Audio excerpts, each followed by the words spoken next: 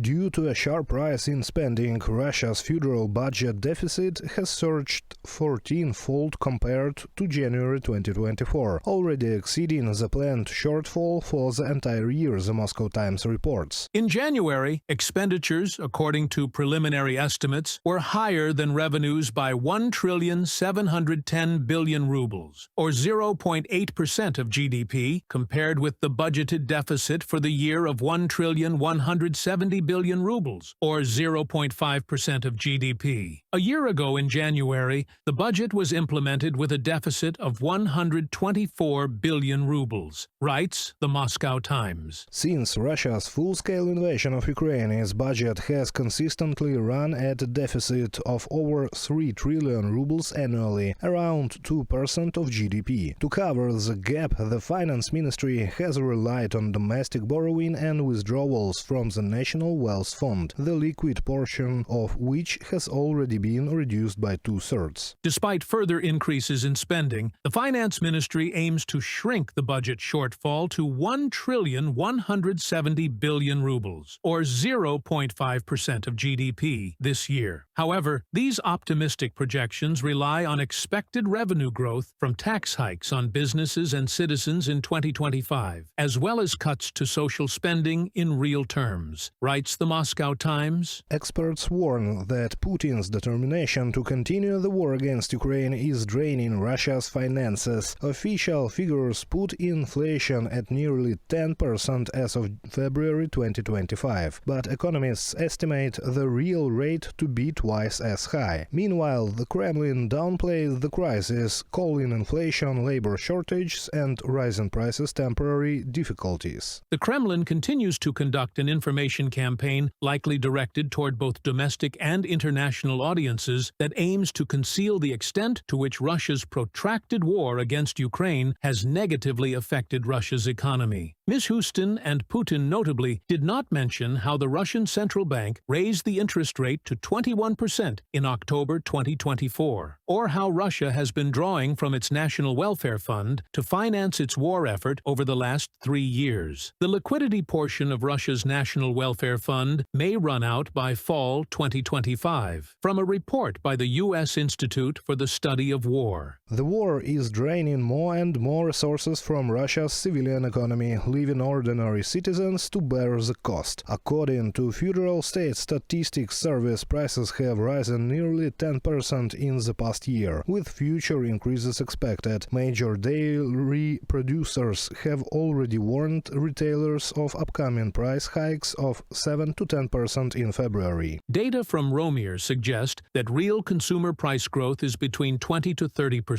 This is galloping inflation. The situation in Russia is clear. Inflation is out of control, creating major problems for the Finance Ministry. The central bank tried to portray the fight against it using market-based tools. The central bank still believes that there is a market economy in Russia. They raised the rate, which is a classic tool of market economy. But it doesn't work. No rate hike was implemented in December or February because it has no effect on inflation. Instead, they will resort to harsher measures, directly restricting loans to Russian businesses. As a result, Russian businesses are already struggling with a severe working capital crunch. In the first 3 quarters of 2024, 16% of companies faced financial difficulties. By the end of the year, that number had risen to 25%, with no improvement in sight. Experts predict further inflation spikes and GDP growth slowing to just 1.5% in 2025. Earlier, CNN reported that Russia's worsening economic situation could force dictator Vladimir Putin to negotiate sooner than expected. Reported by Sergei Kudas, Yulia Granovska, UATV News.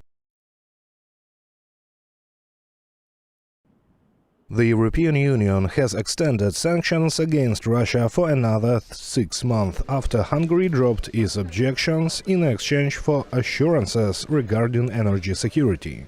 So I welcome the ministers today agreed to extend sanctions on Russia.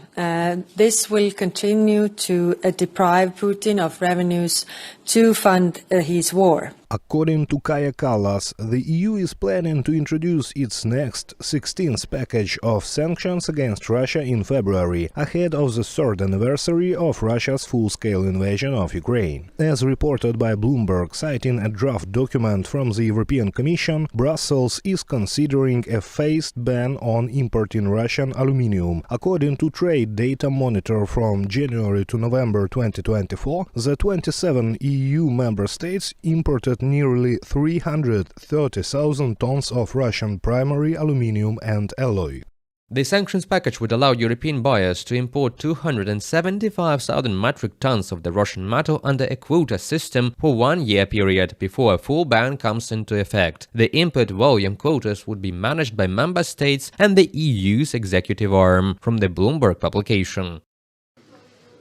The EU is also considering phasing out Russian liquefied natural gas. However, for now, the 27 member states are discussing a gradual reduction in purchases. According to a Kpler report published on January 28, Russian LNG shipments to the EU reached a record height of 33.6 million tons in 2024. In December 2024, 10 EU countries, including Finland, Poland and the Baltic states, urged the European Commission to impose a full ban on Russian pipeline gas and LNG imports.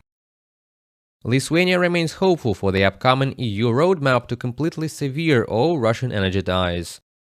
Žygimantas Vaičiūnas, Minister of Energy of Lithuania, in a commentary for Politico. The EU's 16th sanctions package against Russia includes penalties for 74 oil tankers belonging to Russia's so-called shadow fleet. The document notes that certain exceptions will apply. The package also proposes restrictions on software and other technologies used in the Russian military's weapons systems. The measures target dozens of companies, including many firms in China, Turkey and other countries that have helped Moscow bypass existing sanctions. We discuss what more can we do, putting pressure on Russia to end this war. It is also good that US President Donald Trump has put the pressure on Russia to say that it's in their hands to end this war. US Secretary of State Marco Rubio welcomed the EU expanded sanctions against Russia. During a phone call with EU High Representative for Foreign Affairs and Security Policy Kaja Kallas, he emphasized the importance of strengthening transatlantic security. The EU and the US are always stronger together, the EU head of diplomacy concluded. Reported by Serhiy Kulias, Christina Dombrovska, UATV News.